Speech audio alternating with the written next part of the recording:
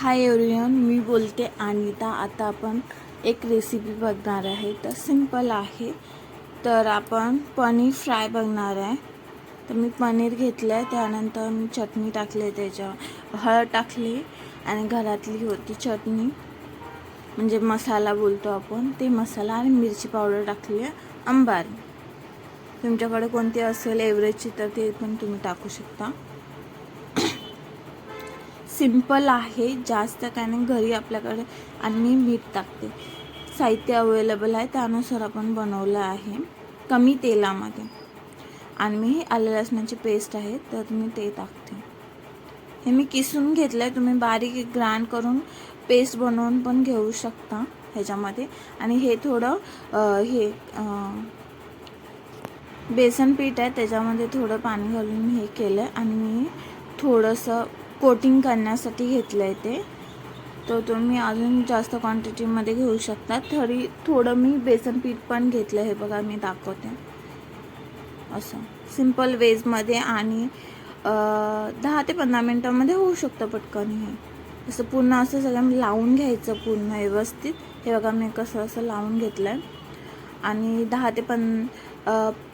5 ते 6 मिनटं ह्याला ठेवा आतमध्ये मॅग्नेट होण्यासाठी। आतमध्ये जाईल पूर्ण मसाला त्याच्या आतमध्ये। आणि त्यानंतर तुम्ही हे बघा, हे असं झालं आहे पूर्ण। आणि त्यानंतर तुम्ही फ्राय करायला घेऊ शकता। तर मी असं पॅन घेतलं आणि त्याच्यात थोडंसं तेल घातलं आहे आणि पूर्ण असं, जास्त नाही तेल घेतलं, यूज केलं, कमीच घेतलं आणि पूर्ण पॅनवर टाकते मी आता तेल। आणि त्याच्यानंतर मी ह्याच्यावरती ते पनीर ठेवते।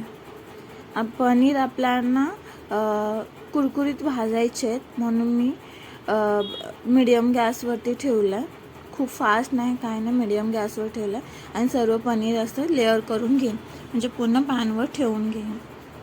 कमी वेळात आणि लवकर होऊ शकतं। कुणाला पनीर फ्राय आहे, सिंपल वेजमध्ये सिंपल पद्धतीमध्ये आहे, तर तुम्ही असे टिफिनसाठी असं फ्राय करून घेऊन जाऊ शकता।